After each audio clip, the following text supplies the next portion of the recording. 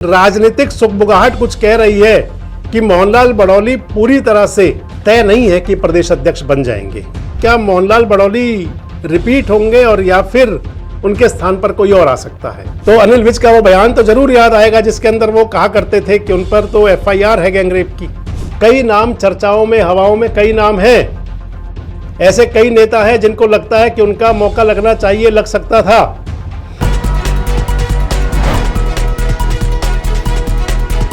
दोस्तों नमस्कार, मैं संजय मग्गू और मौजूद हैं देश रोजाना के डिजिटल मीडिया मंच पर। हरियाणा के अंदर भारतीय जनता पार्टी का जो संगठनात्मक चुनाव चल रहा है वो लगभग अब अंतिम चरण में आ गया है। आज हरियाणा के अंदर बीजेपी ने अपने 22 जिलों के लिए 27 जिलाध्यक्ष नियुक्त कर दिए। 22 जिलों में 27 जिलाध्यक्ष इसलिए क्योंकि 5 जिले बीजेपी संगठन के तौर पर नए बना रही है या बना दिए हैं, आप ये कह सकते हैं। बल्लभगढ़ को एक नया जिले का नाम दे दिया, गुरुग्राम के अंदर ग्रेटर गुरुग्राम या गुरुग्राम महानगर का नाम दे दिया, डबवाली हो गया, गोहाना हो गया और हांसी, ये नए जिले हो गए। इन सभी जिलों में 27 के 27 जिलों में सारी तमाम कास्ट केमिस्ट्री साधते हुए बीजेपी ने अपने नए जिलाध्यक्ष नियुक्त कर दिए। जो जिलाध्यक्ष नियुक्त हुए हैं, जिनका चुनाव किया गया है जिलाध्यक्ष के पद पर, अगर आप उस 27 में से 22 जिलों पर ही अगर आप नजर डाल लें, क्योंकि 5 तो जिले नए हो गए, 22 जिले जो पुराने हैं उनके अंदर लगभग 80% नए चेहरे आ गए। पलवल के अंदर नए चेहरे हो गए, फरीदाबाद में नए हो गए, गुरुग्राम में नए हो गए, करनाल में नए हो गए, सोनीपत में नए हो गए। हांसी तो खैर नया जिला बन गया, तो हांसी के अंदर तो जिलाध्यक्ष नया होना ही था। मतलब अधिकांश जिलों में लगभग 20% जिले ऐसे हैं जिनमें पुराने नेता हैं, नहीं तो बाकी सब जगह नए चेहरे आ गए हैं। अब अंतिम चरण का चुनाव मैंने इसलिए कहा कि क्योंकि अब प्रदेश अध्यक्ष का चयन होना है। हरियाणा भारतीय जनता पार्टी का सूबे का प्रदेश का अध्यक्ष कौन हो, अब इसका चुनाव होगा। अभी तक हरियाणा के अंदर बीजेपी के जो प्रदेश अध्यक्ष हैं वो पंडित मोहनलाल बड़ौली चल रहे हैं। मोहनलाल बड़ौली जी नायब सिंह सैनी के स्थान पर हरियाणा बीजेपी के प्रदेश अध्यक्ष बने थे। अभी उनको हरियाणा भाजपा का अध्यक्ष बने हुए लगभग 7-8 महीने ही हुए होंगे। हरियाणा विधानसभा चुनाव से पहले और लोकसभा चुनाव के बाद ये वो समय था जब मोहनलाल बड़ौली को हरियाणा बीजेपी का अध्यक्ष बनाया गया। नायब सिंह सैनी जब प्रदेश अध्यक्ष थे तो वो मुख्यमंत्री बने। मुख्यमंत्री और प्रदेश अध्यक्ष दोनों दायित्व उनके पास रहे। लगभग 2-3 महीने लोकसभा चुनाव जो है वो नायब सिंह सैनी प्रदेश अध्यक्ष थे, नायब सिंह सैनी मुख्यमंत्री थे। लोकसभा चुनाव में मोहनलाल बड़ौली को टिकट मिला था सोनीपत से। लोकसभा का चुनाव वो हार गए थे, बाद में उनको बनाया गया हरियाणा बीजेपी का प्रदेश अध्यक्ष। मोहनलाल बड़ौली के रूप में भारतीय जनता पार्टी के प्रदेश अध्यक्ष के तौर पर जो चुनाव हुआ हरियाणा के अंदर वो विधानसभा का चुनाव हुआ और विधानसभा चुनाव में भारतीय जनता पार्टी को तीसरी बार हरियाणा में सरकार बनाने का मौका मिल गया। मोहनलाल बड़ौली के नेतृत्व में एक चुनाव और हुआ हरियाणा के अंदर। वो चुनाव हुआ निकाय संस्थाओं का। 10 नगर निगम में चुनाव हुए मेयर के। 8 चुनाव तो पूरे थे पार्षद और मेयर, और 2 नगर निगम में खाली मेयर के थे। 10 में से 9 मेयर बीजेपी के बन गए। नगर परिषद के अंदर चुनाव हुए तो 5 नगर परिषद थी, 5 चेयरमैन बीजेपी के बने। 23 नगर पालिकाओं में से 8 में बीजेपी के बने और बाकी निर्दलीय बने। कांग्रेस 0 पर आउट हुई।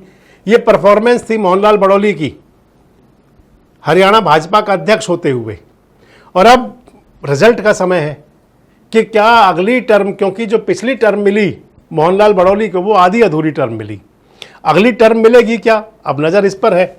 परफॉर्मेंस के लिहाज से देखें तो बहुत बेटर है, लेकिन राजनीतिक सुगबुगाहट कुछ कह रही है कि मोहनलाल बड़ौली पूरी तरह से तय नहीं है कि प्रदेश अध्यक्ष बन जाएंगे। यह निश्चित नहीं है कि मोहनलाल बड़ौली होंगे। राजनीतिक गलियारों में वैसे तो चर्चाएं हमेशा हुआ करती हैं। राजनीतिक गलियारों में चर्चाएं कभी खत्म होती नहीं। सियासत के अंदर हमेशा हवा का एक बड़ा किरदार रहा करता है। चौधरी देवीलाल कहा करते थे कि जिसकी हवा चल गई वो चल जाता है। इसलिए सियासत के अंदर हवा का बड़ा महत्व होता है और हवाएं जो हैं वो अलग अलग संदेश दिया करती हैं। इस समय हरियाणा के अंदर जो मैं आपको बता रहा था कि अगर उनका मूल्यांकन किया जाए मोहनलाल बड़ौली के प्रदेश अध्यक्ष के दौरान में जो चुनाव हुए, मूल्यांकन यही हुआ करता है, मूल्यांकन हुआ करता है हमेशा, लेकिन इसके बावजूद भी मोहनलाल बड़ौली पर एक खतरे की तलवार कहीं ना कहीं दिखाई पड़ रही है। बीजेपी के कार्यकर्ताओं की जो इंटरनल बातचीत है उसमें, मेरी भाजपा के कई वरिष्ठ कार्यकर्ताओं से, नेताओं से बातचीत चल रही थी, उसमें बता रहे थे कि भारतीय जनता पार्टी जो पार्टी विद डिफरेंस कही जाती है उसमें डिफरेंस तो है, पता नहीं चलता किसी को भी कि कब क्या होगा।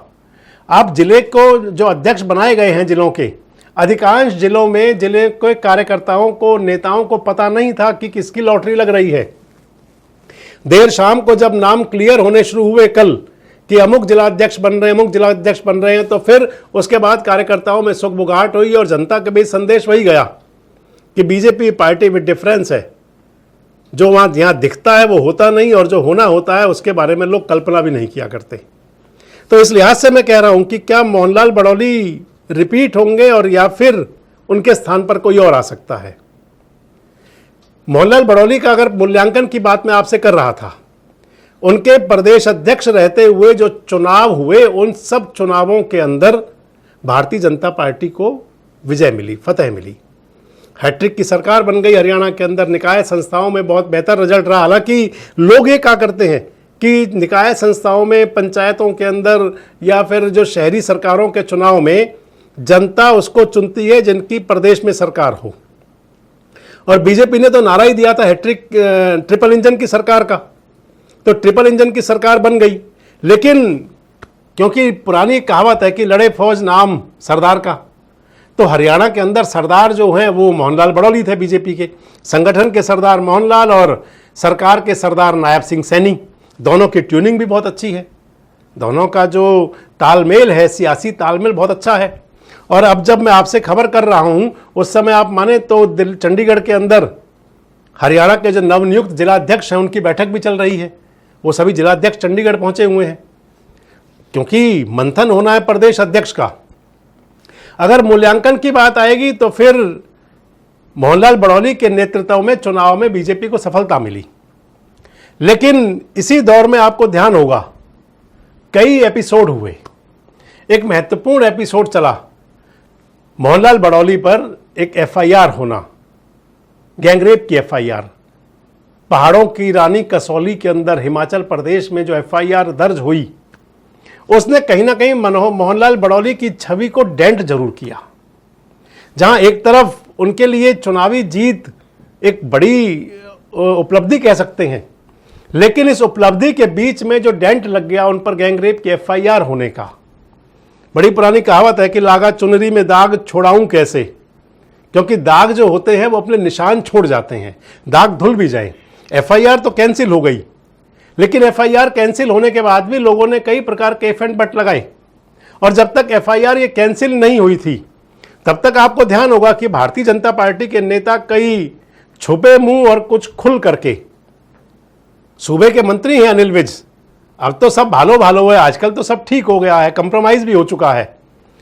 हंसी ठाके भी दिखे थे एक शादी समारोह में मोहनलाल बड़ौली और अनिल विज के, लेकिन जब बात चला करती हैं, जब भविष्य की इबारत लिखी जाती है तो उसमें कहीं इतिहास की बुनियाद जरूर होती है।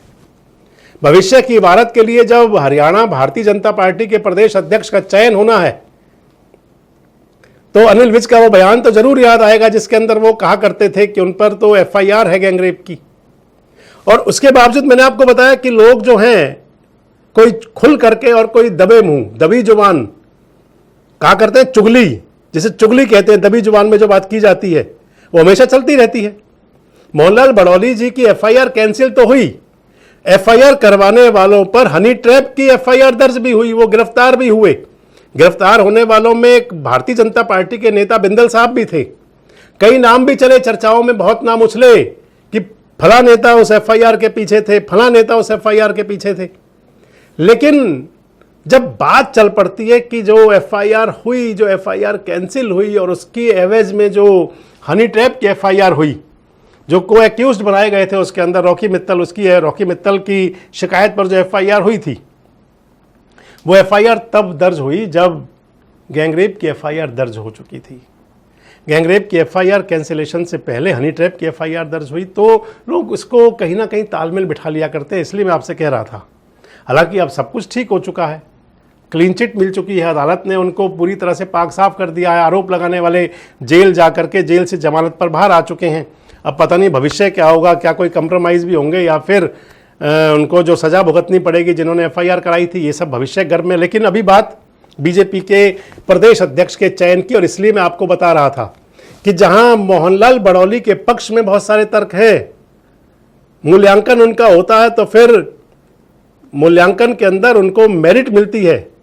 चुनाव के अंदर सब अच्छा हुआ, लेकिन वो जो मैं आपसे कह रहा था लागा चुनरी में दाग, कहीं उसकी कोई गाज तो नहीं गिर सकती, क्योंकि प्रदेश अध्यक्ष बनने के लिए कई चेहरे दौड़ में हैं। कई चेहरे ऐसे हैं जो सोच रहे हैं कि हो सकता है, हालांकि बीजेपी पार्टी में डिफरेंस है, मैं कई बार कहता रहा हूँ, इस वीडियो में भी आपसे मैं कह रहा था, यहाँ पर ज़्यादा कुछ कहने वाले यानी कि जो हाई प्रोफाइल लोग होते हैं उनको कुछ मिलता नहीं, और लो प्रोफाइल चलने वाले लोग बहुत कुछ पा जाते हैं। इस लिहाज से मैं आपको बता रहा हूँ कि इंटरनल आंतरिक तौर पर जो प्रदेश अध्यक्ष बनने की मुहिम में, चाहत में लोगों की इच्छा है, वो कहीं ना कहीं लगे हुए हैं और कई नाम चल रहे हैं, कई नाम चर्चाओं में, हवाओं में कई नाम हैं। ऐसे कई नेता हैं जिनको लगता है कि उनका मौका लगना चाहिए, लग सकता था। ऐसे लोग भी हैं कि जिनको लगता था कि वो प्रदेश अध्यक्ष पहले ही बन जाने चाहिए थे, नहीं बने। ऐसे लोग भी हैं जो प्रदेश अध्यक्ष रह चुके हैं। ऐसे लोग भी हैं जो प्रदेश के संगठन में अब काम कर रहे हैं, जाति समीकरण, कास्ट फैक्टर देख रहे हैं कि कुछ हमारा भी हो सकता है, और गुपचुप तरीके से अपनी गतिविधियां भी चल रही हैं। खैर, जो मेरे सोर्स बता रहे हैं कि नाम कौन से हैं बीजेपी के प्रदेश अध्यक्ष के दौड़ में, अगर मैं उन नामों पर आपसे चर्चा करूं तो क्योंकि सियासत के अंदर कास्ट केमिस्ट्री सबसे पहले आती है। मोहनलाल बड़ौली ब्राह्मण समाज से आते हैं। मोहनलाल बड़ौली जिस समाज से आते हैं उनका हरियाणा की सियासत में ठीक ठाक दखल है, न केवल हरियाणा बल्कि पूरे देश की सियासत में। ब्राह्मण समाज से आते हैं, मैं आपको बता रहा था। अगर कहीं मोहनलाल बड़ौली को रिप्लेस करने की बात चलती है या जो दौड़ की बात आती है तो फिर उन नामों पर नजर जाएगी कौन लोग हो सकते हैं। अगर रिप्लेस करते हैं और ब्राह्मण चेहरा ढूंढा जाता है तो फिर कौन हो सकता है, तो उस कड़ी में सबसे पहला नाम जो आगे नाम है वो अजय गौड़ का है। फरीदाबाद वाले पंडित जी के नाम से फेमस है, मशहूर हैं। पूर्व मुख्यमंत्री मनोहर लाल के राजनीतिक सलाहकार, राजनीतिक सचिव रहे हैं। भारतीय जनता पार्टी के पुराने कार्यकर्ता, पुराने नेता हैं, कैडर बेस के कार्यकर्ता हैं। जब नायब सिंह सैनी हरियाणा भारतीय जनता पार्टी के अध्यक्ष बने थे उस समय भी अजय गौड़ का नाम चला था कि अजय गौड़ हरियाणा बीजेपी के अध्यक्ष हो सकते हैं। जब नायब सिंह सैनी को रिप्लेस करके उनके स्थान पर मोहनलाल बड़ौली को लाया जा रहा था तब भी नाम चला था अजय गौड़ का। अजय गौड़ विधानसभा की टिकट के दावेदार भी थे फरीदाबाद से, जहां पर विपुल गोयल को टिकट मिला, विपुल गोयल चुनाव जीते, लेकिन अजय गौड़ को वो टिकट भी नहीं मिली। और अगर मैं कह दूं कि अजय गौड़ इस सब के बावजूद बिल्कुल धैर्य के साथ में चले आ रहे हैं भारतीय जनता पार्टी के अंदर, क्योंकि उनको पता है, पार्टी के पुराने कार्यकर्ता है, पता है कि क्या हुआ करता है बीजेपी के अंदर, कैसे चलता है। लो प्रोफाइल रहकर ही बात बन सकती है, तो कहीं ना कहीं जरूर अजय गौड़ भी अपने प्रयास तो कर रहे होंगे। अजय गौड़ भी कहीं ना कहीं अपने प्रयास कर रहे होंगे। मनोहर लाल जी के बहुत नज़दीक है, मैं आपको बता रहा था।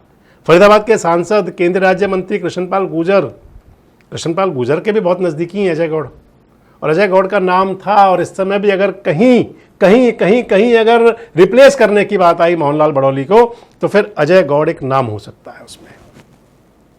अजय गौड़ प्रभावी नाम हो सकता है उसके अंदर।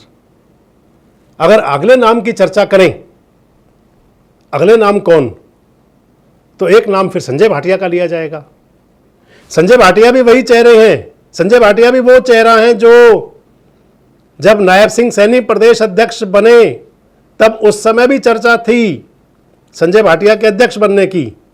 जिस दिन नायब सिंह सैनी हरियाणा के मुख्यमंत्री बने उस दिन बड़ी चर्चा रही कि संजय भाटिया हरियाणा भाजपा के अध्यक्ष हो सकते हैं। जब नायब सिंह सैनी के स्थान पर रिप्लेस करके लाए गए मोहनलाल बड़ौली तब भी चर्चा थी संजय भाटिया की, और संजय भाटिया की चर्चा आज भी है। संजय भाटिया करनाल के सांसद रहे हैं, करनाल से लोकसभा के सदस्य थे। मनोहर लाल जी की कभी जब उनकी यात्रा चली थी 2019 के विधानसभा चुनाव से पहले तो उस समय संजय भाटिया उनके रथ के सारथी थे, सांसद बन चुके थे करनाल से। 2019 से 24 का टर्म उनको मिला था सांसद बतौर। बीजेपी के जो कैडर बेस्ड नेता हैं, कैडर बेस्ड कार्यकर्ता, उनके अंदर संजय भाटिया का नाम है। प्रदेश महामंत्री भारतीय जनता पार्टी के, उनके जो चुनावी कार्यक्रमों के, उनके चुनावी सभाओं के आयोजक संयोजक, उनमें सब में संजय भाटिया आगे रहा करते हैं। संजय भाटिया के खाली करने के बाद ही उनको लोकसभा का टिकट नहीं दिया गया था करनाल से, और उनके स्थान पर ही पूर्व मुख्यमंत्री मनोहर लाल जी को टिकट मिला था करनाल से लोकसभा का। संजय भाटिया उनके साथ थे। करनाल से मनोहर लाल सांसद बने। बाद में चर्चा चली कि संजय भाटिया को टिकट विधानसभा का मिलेगा, वो भी नहीं मिला। यानी कि इस समय वो खाली हैं, कोई उनके पास दायित्व नहीं है। और जब चर्चा चलेगी और अगर कहीं रिप्लेस किया जाएगा मोहनलाल बड़ौली जी को, अजय गौड़ नहीं, तो फिर दूसरा नाम जो हो सकता है वो पंजाबी समाज से आने वाले संजय भाटिया हो सकते हैं, क्योंकि हरियाणा में मुख्यमंत्री हुआ करते थे मनोहर लाल पंजाबी समाज से। अब उनको तो भेज दिया गया सेंटर में। शायद मनोहर लाल जी के पास तो बड़ी ड्यूटी भी आने वाली है, जो राजनीतिक हवाएं बता रही हैं। राजनीतिक संदेश तो ऐसा है कि मनोहर लाल जी की ड्यूटी अब भारतीय जनता पार्टी और राष्ट्रीय स्वयंसेवक संघ और बड़ी करने जा रहा है। और बड़ी ड्यूटी आप समझ रहे होंगे, राष्ट्रीय अध्यक्ष हो सकते हैं वो। बात हरियाणा की कर रहा था मैं अभी। तो क्या मोहनलाल बड़ौली और अगर रिप्लेस किए जाएं और उनके स्थान पर अजय गौड़ भी ना हो, तो फिर संजय भाटिया उनका नाम हो सकता है। एक नाम और बहुत हवा में है, चर्चा में है, वो नाम है सुभाष बराला का।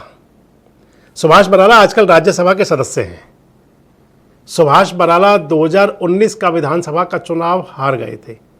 2014 से 19 के बीच में वो रहे थे विधायक। 2019 के चुनाव में जब वो चुनाव विधानसभा का लड़ रहे थे तो उस समय हरियाणा बीजेपी के प्रदेश अध्यक्ष थे। सुभाष बराला पूर्व मुख्यमंत्री मनोहर लाल जी के बहुत नज़दीक हैं, बहुत खासे माने जाते हैं उनके। मनोहर लाल जी ने ही उनकी संस्तुति की थी राज्यसभा सदस्य के लिए, राज्यसभा मेंबर बने थे वो।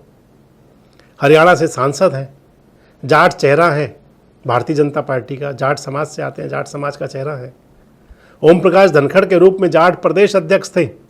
ओम प्रकाश धनखड़ के स्थान पर रिप्लेस होकर के नायब सिंह सैनी आए, सैनी साहब को रिप्लेस करके मोहनलाल बड़ौली आए। अगर एक बार फिर बीजेपी सोचती है कि कोई जाट चेहरा आ जाए, क्योंकि सुभाष बराला जो है वो सियासत के अंदर, बीजेपी की जो सियासत है उसके अंदर कौन सी गोटी कहाँ फिट करनी है वो करनी जानते हैं। अगर जाट चेहरे की बात आएगी तो फिर सुभाष बराला का नाम भी है, सुभाष बराला का नाम भी है, उन पर भी हो चर्चा हो सकती है। हो सकता है वो भी, अगर मोहनलाल बड़ौली रिप्लेस हों, अजय गौड़ और संजय भाटिया नहीं, तो फिर सुभाष बराला। संजय भाटिया, सुभाष बराला, अजय गौड़ कोई भी नहीं और मोहनलाल बड़ौली भी रिप्लेस हों, तो फिर एक नाम और चर्चा में है। महिला चेहरा हैं, वैश्य अग्रवाल समाज से आती हैं। हरियाणा के अंदर एक ही वैश्य अग्रवाल समाज के नेता को जिलाध्यक्ष बनाया गया है पंचकुला में, एक ही नेता को सिर्फ। पहले हरियाणा के अंदर विधानसभा अध्यक्ष हुआ करते थे, स्पीक वजीर हुआ करते थे, अब केवल विपुल गोयल ही एक चेहरे हैं सरकार के अंदर। तो क्या वैश्य अग्रवाल समाज को, और बतौर महिला उनका नाम है अर्चना गुप्ता, आजकल भारतीय जनता पार्टी की प्रदेश महामंत्री हैं। अर्चना गुप्ता का नाम भी बहुत चर्चा में है कि क्या एक महिला प्रदेश अध्यक्ष हो सकती हैं। अगर ऐसा हुआ तो हरियाणा के अंदर पहली बार कोई महिला भारतीय जनता पार्टी की प्रदेश अध्यक्ष होंगी, पहला मौका होगा। अर्चना गुप्ता के नाम पर भी बहुत चर्चाएं हैं, सियासी गलियारों के अंदर लोग बातचीत कर रहे हैं। मनोहर लाल की लोकसभा से आती हैं, करनाल लोकसभा के अंदर आता है पानीपत, और पानीपत की मूल हैं अर्चना गुप्ता, जिलाध्यक्ष भी रही हैं कभी। इस समय उनका नाम भी चर्चा में है। तो ये 5 नाम चर्चा में है। सबसे पहला नाम तो मोहनलाल बड़ौली, मूल्यांकन होगा अगर, और कोई बात, कोई दाग सामने ना आया तो फिर मोहनलाल बड़ौली। और अगर मोहनलाल बड़ौली रिप्लेस करने पड़े या रिप्लेस किए गए तो फिर जिन नामों पर चर्चा है वो अजय गौड़, संजय भाटिया, सुभाष बराला और अर्चना गुप्ता। वैसे पार्टी विद डिफरेंस के अंदर कौन सा नया कमाल हो जाए, कौन सी नई बात सामने आ जाए, पता भी नहीं चलता। आपको क्या लगता है कि क्या भारतीय जनता पार्टी एक बार फिर मोहनलाल बड़ौली को कमान देगी और या फिर चेहरा बदल जाएगा? आपको जो हमने नाम बताए मोहनलाल बड़ौली जी के साथ 4 नाम, क्या आपको भी लगता है कि उनमें से कोई चेहरा प्रदेश अध्यक्ष हो सकता है और या फिर कोई नया नाम सामने आएगा? कमेंट्स बॉक्स में जरूर बताएं। जुड़े रहें हमारे साथ, देखते रहें देश रोजाना। हमारे साथ जुड़े रहने के लिए सब्सक्राइब करें देश रोजाना के YouTube चैनल को और नई वीडियो की नोटिफिकेशन पाने के लिए बेल आइकन जरूर दबाएं। अगर आप ये वीडियो Facebook या Instagram पर देख रहे हैं तो पेज को लाइक और फॉलो जरूर करें और ज्यादा से ज्यादा शेयर करें।